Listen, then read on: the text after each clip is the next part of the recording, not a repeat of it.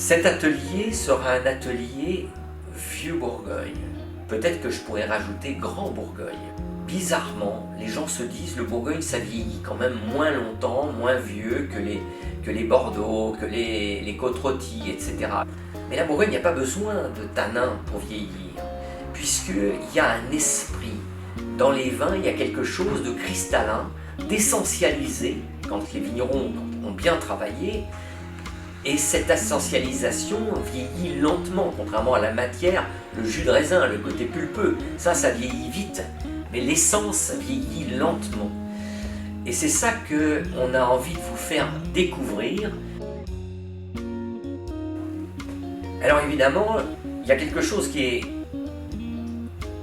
présent à notre esprit. Nous qui sommes dans le vin, on sait que le Bourgogne c'est très rare. C'est une petite région en volume, grande par sa réputation, et ce sont des vins très prisés, de plus en plus prisés, comme ils l'ont été dans d'autres époques. Et donc, il n'y a pas de vieux millésimes qui traînent, c'est très très rare. Donc vous faire découvrir cet atelier, justement, le plaisir que l'on a, c'est de pouvoir partager des millésimes qui ont une trentaine d'années, des millésimes difficiles, des millésimes solaires, des millésimes océaniques, montrer à quel point les expressions de terroir peuvent être incroyables dans ces vins-là. Et le plaisir, l'ivresse que ces vins-là délivrent lorsqu'on sait les écouter.